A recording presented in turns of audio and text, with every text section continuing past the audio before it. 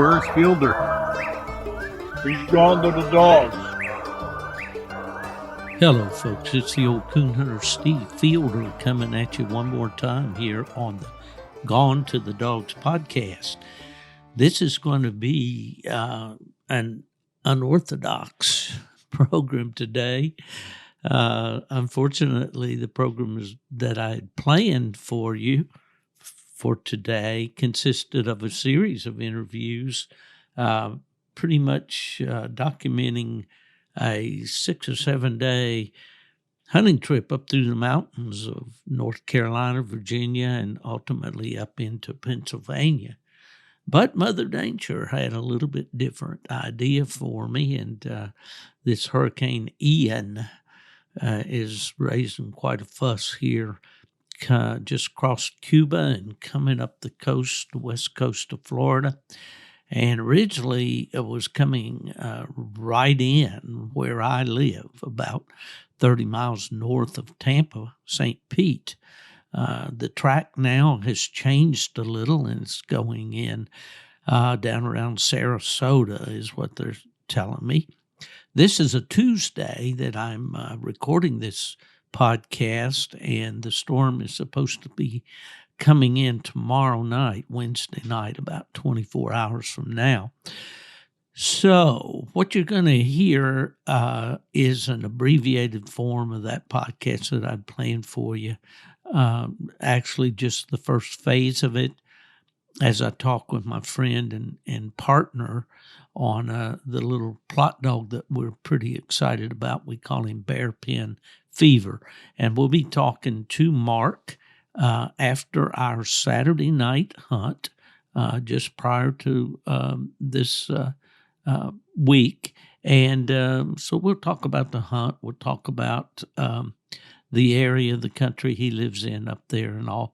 And then, unfortunately, I had to turn the Ford around and head back to Florida on Sunday to be here to help Miss Ella with getting all the preparation that comes in with preparing for a hurricane. Now, to say we're prepared, who knows?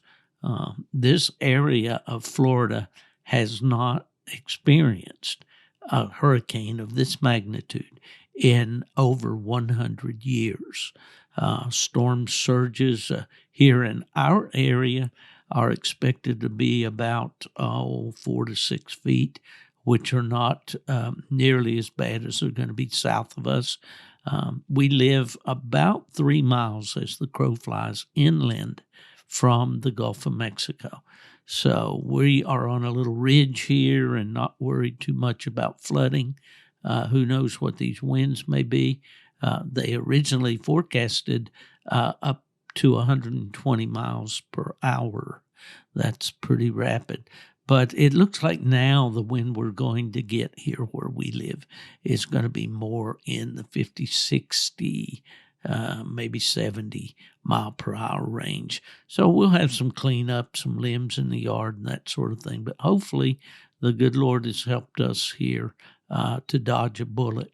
But to get on with the subject of coon hunting, which is what we do on this Gone to the Dogs podcast, I want to congratulate the winners of the recent UKC World Coonhound Championship and also the PKC Fall Super Stakes Championship.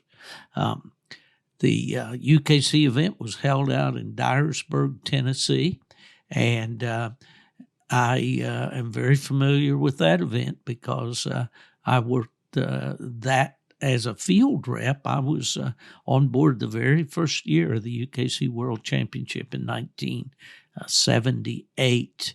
But at any rate, they milked the entry down from I don't know, probably 500-600 dogs to begin with, down to the finals. And the winner this year is a treeing walker, Wyatt Monin of the state of Iowa. Wyatt also handled his dog and placed fourth. So congratulations to the 2022 Coonhound World Championship winner, Get Gone Jenna. And down at Salem, Illinois, on the same weekend, the Fall Super Stakes Championship was held by PKC. And the dogs, the winners were in the sophomore division was Mojo's Electric Bunny, owned by Randy Morgan and Scott Engel, and handled by Justin Perriman. They took home $8,500 for the effort. The junior winner was, I love this name. He's a white dog, and this dog is D, the letter D, period, White Yoakum, D. White Yoakum, owned by Kyle Dortch, also handled by Kyle, won $11,000 for being the junior Super Stakes champion. And then the senior champion was Little Lacey, owned by Jack Maggard II, handled by Eric Pyatt. And the senior dog took home the most cash, as usual, a $15,000 win. So congratulations to all the PKC Fall Super Stakes champions. All right. In preparation for this this podcast, I had contacted my good friend Josh Muncie of the Boneyard Outdoors YouTube channel. And Josh and I did record a segment for this podcast. Unfortunately, we were plagued by technical difficulties. And without getting too deep into weeds, I had a great interview with Josh. So we're going to call him back and have him on the program next week. And we'll get that interview in. It was a good time talking with Josh. I saw him recently out at Autumn Oaks with his boys, and they're just a great coon hunting family. We talked about his friend and cousin, Channing, who recently lost a really top hound named Max. We talked about that. We talked about some young dogs that Josh and that they're working now, and then some puppies that he bought. But we just had a real good conversation. I'm sorry I can't share it with you in this episode, but we'll catch it next time around. In this next segment, and will be the final segment of this shortened podcast due to Hurricane Ian, is my visit on Sunday morning following a Saturday night hunt in near Taylorsville, North Carolina, in the foothills of the mountains there, with my good friend Mark Miller. Mark has been a guest on the podcast in the past, and you'll remember that great interview that I had there with Mark. But anyway, we talk about our hunt. We talk about this young dog that has us pretty excited, and I hope that you'll enjoy that segment. It's about 30 minutes long. And then come back with us next week when we will have, hopefully, normalcy will have returned to the Gone to the Dogs podcast.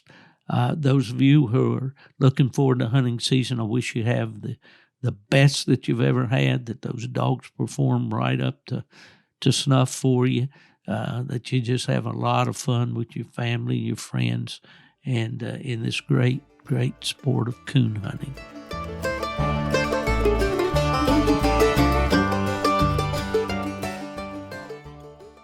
Well, folks, here we are again, the old coon hunter on the road with the Gone to the Dogs podcast up here in Alexander County, North Carolina, the western part of the beautiful state of North Carolina.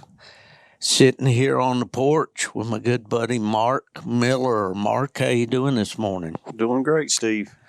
Man, you fed me a terrific breakfast. I'm as full as a tick. Big omelet this morning, man. That was good. Kind of slept in a little bit. Slept kind of like in reference to the Amish community. They say they sleep in till 4 a.m. Well, we kind of slept in till 8:30 or 9, I guess it was, because you kept me out there in these hills. I think the last time we were in the neighboring county, Caldwell County. Yes, sir. It was about 2 a.m. 2 in the a.m. Man, that's pretty late for an old timer like me, you know. But we had a good time last night. The raccoons were not cooperating very well. We went over and hunted with one of your friends, Stephen Whaley. Nice guy over there, even if he does hunt those white dogs. Yeah. And we took the bear pen fever over there and tried to put the fever on him. And we had your tree singing Crockett dog, grand night, grand show twice now. We kept him in reserve there. And, well, I had a good time. I enjoyed the hunt. Did you? Yeah, it was a good hunt. Big thanks to Stephen for guiding us late around there a little bit, since back here on the brushy mountains, we just couldn't get one moving. Yeah, well, I'm going to set the scene here just a little bit here. We're sitting on your front porch here. We've got a nice, big, wide, sprawling front porch. Looking out across the countryside is a real nice view. And I believe you told me that this is the Brushy Mountain Range through here, right? Yep, this is all brushy from all the way down in from Wilkes to Alexander through to Caldwell. I gotcha. This is a pretty interesting country around here. There's quite a bit of moonshine history in this part of the world, isn't there? Yeah, got Junior Johnson did live over in the neighboring county. We got Jerry Rushing that lived over here on the brushies here in Alexander, that was the writer of the Dukes of Hazzard movie series. That was a story about his real life encounters and all his bootlegging history. What's that guy, that reality TV show guy, Popcorn or Corn Pop or whatever? Popcorn Sutton. Yeah, was he from around here anywhere? No, he's more towards, I think, the more western part. I guess you. Well, these hills, you know, these guys, you've seen the movies probably and all about the guys that ran the moonshine. They had these hot rod cars and try to outrun the revenuers during Prohibition time. And so that you can just see the way these twist and turning roads and all, just imagine what that was like back in the day. But we're not going to talk too much about moonshine. I've never tasted real moonshine. I won't ask you if you have, Mark. I don't know, but they seem like everybody's making moonshine now. And I just wonder how close it is to the real deal. Yeah, it's not the real moonshine, that's for sure. It's sweetened and flavored. And yeah. Back then, it wasn't sweetened or flavored. It was just corn liquor. Yeah. The old joke about the mountaineers meeting each other coming down the path on their mules. And one of them had a jug there stuck, tied onto the saddle, I guess. And he took the cork out of it, took a big slug, and his eyes watered, and he coughed, and then he handed the jug over to the other guy, and the guy said, "No, I don't believe I'll have a drink." And the first moonshiner, he pulled out that big old flintlock, and he said, "I said, have a drink." And so he took a snort, and then he turned the gun around, and he said, "Now here, you hold the gun on me while I take one." So that's about. I remember finding stills and stuff when I was a kid over there in West Virginia, so it wasn't all a North Carolina thing. But anyway, just the point being, it's a beautiful part of the world here, rolling hills, not quite in the higher mountains of western North Carolina. We're not far. I guess we're pretty close to the town between Taylorsville and Lenoir, I guess, is where we are, isn't it? Yep, that's what we're saying. Yeah. Well, Mark, we had a podcast back, episode 180 here on the the Hound Podcast DU Supply Network, and we talked a lot about your background and your hunting and and I know that you are a professional mechanic and all that, but you and I partnered up on a little dog. Kind of got you into a mess, I think, but probably all your walker buddies are thinking you've lost your mind. But Oh, yeah. yeah, this was well, I better set the stage here, what's going on here with me. This week, I've planned a full week of hunting. Started off leaving Central Florida on the Gulf Coast on Friday. Drove up to Savannah, Georgia, overnighted there, and I always seek out these good restaurants and stuff, and I find I'm eating too much when I'm on the road. Of course, Miss Ella's not with me, to kind of keep that under control. But anyway, then came Saturday on up here to your place, and that would be yesterday. And coon hunted last night after you went and tried to destroy me at JB's, Smokehouse? Yeah, JD's Smokehouse. JD's, yeah.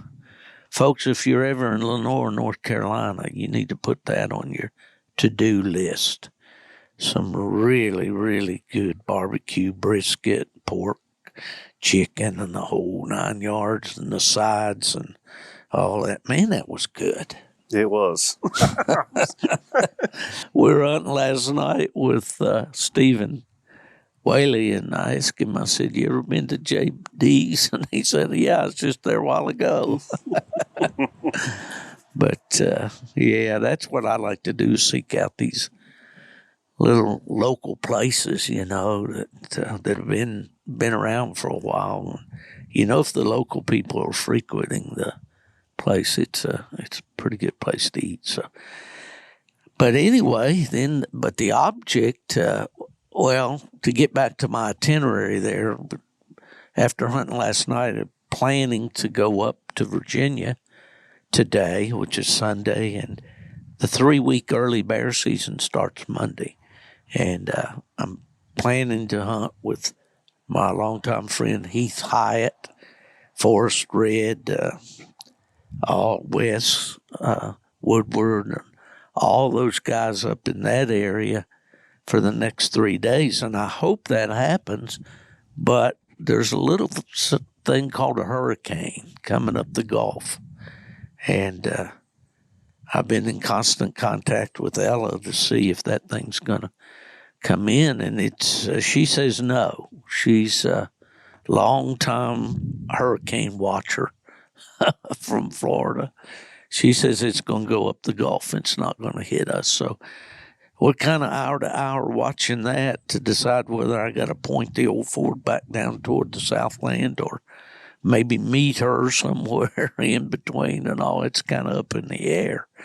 But at any rate, so that's the plan. And then to coon hunt a night on Thursday night with my friend Keston Jesse. And Keston's been on the podcast lately. He and I partner on that Trackman pup. And then finished the week off up with Randy Smith in Pennsylvania. So I hope I get to do all that, and I'll be recording all the way if we do. But if not, I head back to Florida. We'll just have to do it on the phone, I guess. But Mark, let's talk about our hunt last night a little bit. What was the game plan, and what did we end up doing?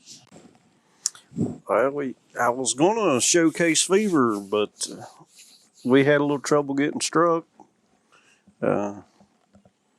But you got to hear him. He hammered down pretty hard when we got with Mr. Whaley. Done a good job over there. But you got to see how he goes. Well, that's the point, besides visiting with you and hunting, which is a pleasure to do, and I've really enjoyed it. You and I kind of got together when Bill Schenniger let me know that he had this puppy available out of his Lazarus dog, and a female that I had raised, called her Bearpin Tennessee Walsh. We called her Dancer for short. Unfortunately, Dancer died shortly after she had this litter of pups, and Bill's wife, Cindy, had to bottle feed them or raise the pups. But anyway, we got that pup, and through, correspondence online, you said that you'd like to partner up with me and give a plot dog a try. Have you ever had a plot for a coon hound? I've before? never had a plot. Never had one, period. Huh? Never had one. Yeah. What do you see different about a plot in your Walker dogs? I know you've had really good success. You had a stud dog that was very successful, the Dreamer dog, and you're hunting a 3-year-old dog, or soon to be 4 out of him now. Your Crockett dog. But what do you see different, or is there any difference? I was expecting a slower starting, colder nosed dog, which I think you've seen him wind in trees, stand straight up last night, winding in the woods. Yeah. But this dog is really amazed me with the early starting capabilities,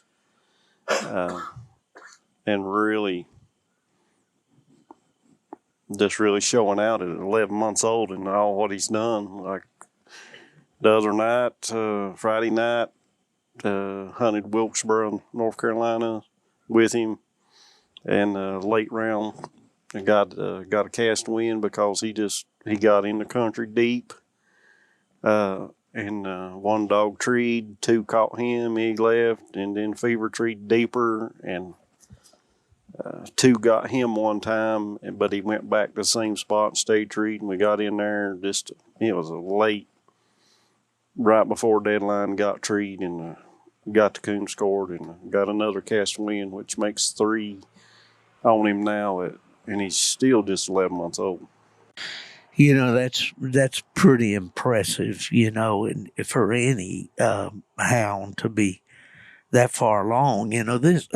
This idea of these cast wins, I'm going to say I'm kind of still choked up from last night. But when I was at AKC, and I put together a team with Jerry Mall, Lindell Price, Jimmy Phillips, and David McKee, and we basically rewrote the rules for the AKC night hunts. They had a program that was real successful up to a point, but then they kind of let it get away from them, and they wanted to start a new program. So we came up with this idea of, instead of requiring the dog to have a first place win and so many championship points, accumulate a total of 100 championship points, the way UKC did it for years, we would do the titles or the degrees would be based on numbers of cast wins.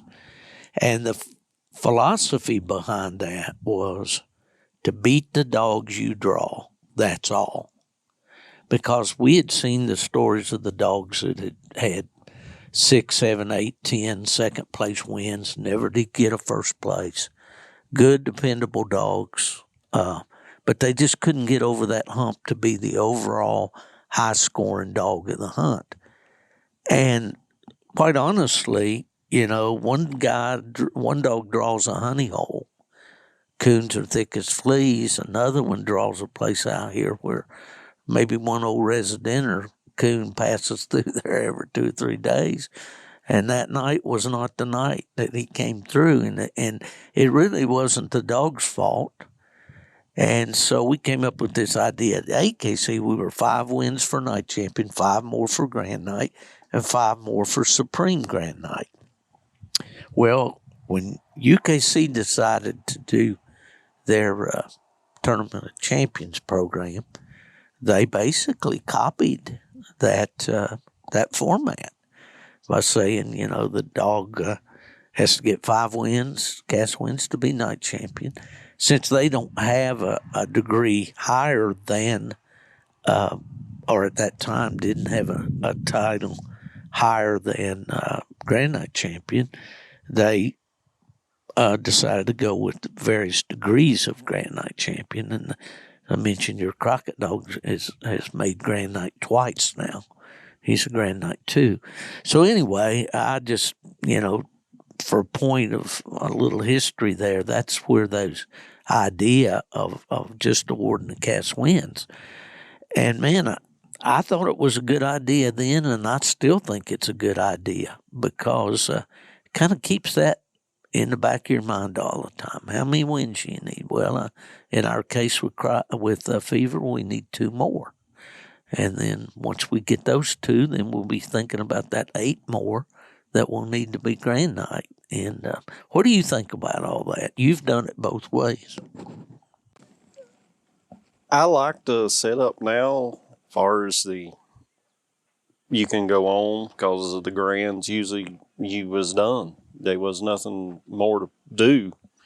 And I like the 8 more cast wins, get you a number 2 or 3 and keep climbing till you get to 5, and then you're a Hall of Fame dog with 50 cast wins. I still kind of lean towards, I like the 5 cast wins. Now you got to be a night champion to even go to the tournament champion. So there's your 5 cast wins to get in. But I would still kind of lean towards, I'd like to see a dog have a first place win. You like the idea of being the top dog at least one time? Yeah, at least one time. At least have a 1 first in them 5 to and. Yeah, well, I think there's a lot of guys that agree with you on that. That they did like the idea of being the overall dog, but I've kind of been of the opinion that to as much as we can take the luck factor out. Of course, you can't go coon hunting without that factor. I mean, you can have done all the preparation in the world, and I think the recent UKC World Hunt that finals that just finished up last night. They went out to Dyersburg, Tennessee, in an area that's not, they don't have a big coon population out that way. And we hear a guy needs a muffler. Can you fix him up there going down the highway? It's your typical Honda there. Fast and furious. I hear you. Anyway, coons, if you looked at the scores and Thursday night, particularly that I looked at, the coons were a little tough to come by. So really, as much as you can take the luck out and leave it to the dog work, that's what I've always been in favor of. But be that as may, and I wouldn't have believed it, we took this, or you have taken this green pup that we got from Bill up in Ohio there. We had Rob Fry haul him down there in the dog hauling service down here to your place, and you got him when I guess he's about 4 months old, wasn't he? 4 or 5? 5, I think it was right at 5. Mm-hmm. And here just lately, he's been making some noise. He got a couple cast wins there one weekend back to back, didn't he? Yeah, he. I think was at Vail on Friday and Statesville on Saturday, and he back to back there. Yeah, well, he hasn't been batting 1,000. I think we've had him in 6 now, and he's won a fall trip, get out of the swamp down there, so to speak, and get into the mountains. And I hope to do some more. This is Miss Ella and I taking our leaf peeping tour, which we'll be doing a little bit later this month, if we don't blow away down there. But anyway, I wanted to come up here and see this dog. You've been sending me videos, and I've really enjoyed those a lot. And I got to see a lot out of the young dog that certainly pleased me. I like the way he goes hunting. He's definitely not afraid of the dark. He's got a high-pitched chop mouth on track. And, if you're a purist there, you got to have a great big ball mouth. This dog probably not going to make you happy. But, man, you sure can hear him a long ways. And what I liked about him that I saw last night is that noticeable change up when he comes on the tree. I mean, I didn't expect him to have that much of a change, being chop mouth. I think with age, he'll grow into a great locate. And it comes out every now and then. He loses that little puppy mouth he's got. Still does here in the yard some. But he's got a great change up. And I think it will come with age, and I'll be able to really call him quick. Yeah. Well, for those of you who are out there listening, training pups and all, and I'm going to say this, and I'll probably have somebody say, "Oh yeah, but old Sam was when he was 11 months old." There's no 11-month-old coon dogs. I mean, there's dogs that'll tree coons, and this one certainly will. And he likes to have a coon. He's been pretty accurate, hasn't he? Yeah, he's been like you seen last night. Crockett come up on a tree, huge pine, but he didn't honor him. He wasn't satisfied. He was on top of the ridge still. We had to wait on him. Yeah. Trying to figure something out. Yeah. He's not going to jump in there just because another dog trees. I see that out of him. And he's been split treeing a lot. Well, this is not a brag fest about our dog here. We're just talking about this young dog that we co-own together, and we're real pleased with what we're seeing out of him. And it was just fun for me last night to get out there, and see him go, see how he acts. I sure like his energy, and I've seen the film clips. He's got he's had two pretty successful outings in water races. What was that, the North Carolina State race you put him in for? He had a round win at the Carolina State race on the line. He won. He got on the tree first, but he just stared. He didn't bark, so the other dog got the tree. Then we took him to Sanford and won the overall line and tree.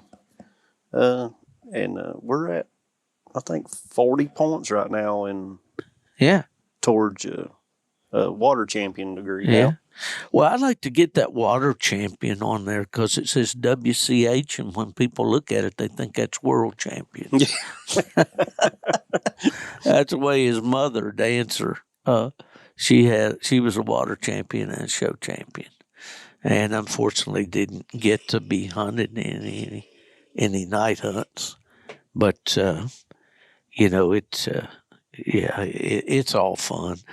I appreciate these registries that make these kind of games available for us to play with our dogs. And that's, they're a way to evaluate a dog.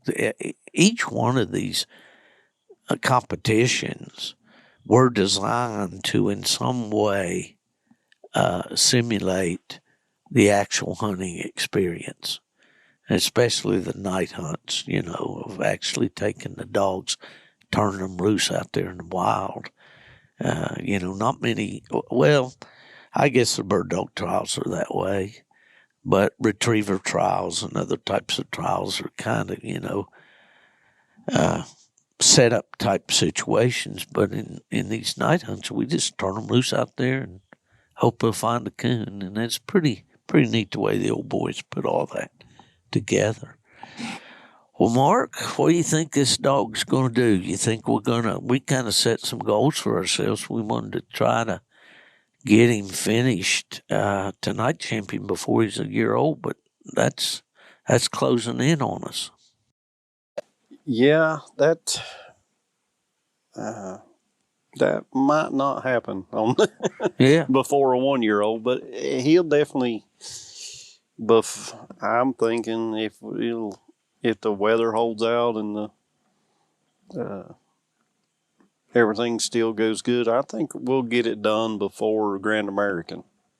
Yeah, well, it'd be really nice to. I don't say that he'll be ready for the Tournament of Champions next spring, but then he might too, and it'd be good to get those 2 more cast wins by the end of the year, which would qualify him for Tournament of Champions. You've already got Crockett qualified. I don't know. We'll probably have to find another handler if we have both dogs, because I tell you, man, I appreciate you taking me in easy spots last night. We got to climb a little bit, but it wasn't too bad. I didn't mind it. I've been pretty soft ever since COVID, and I'm trying to get some weight off and all that and get myself back in shape. But anything else you can think of we ought to talk about, bore these people with before we shut this thing off?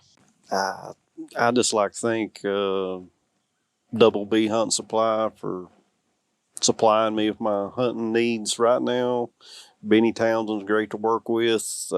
He hooked me up last night with my stuff to go to PKC World. So big shout out to him and Double B Hunting Supply. Thanks to Stephen Whaley for giving us a late round pleasure hunt last night.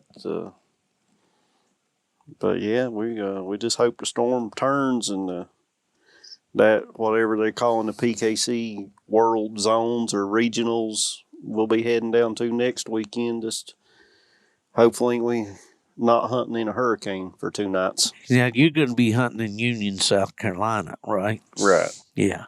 And that's the scene of the Southeastern Tree and Walker Days each year in February.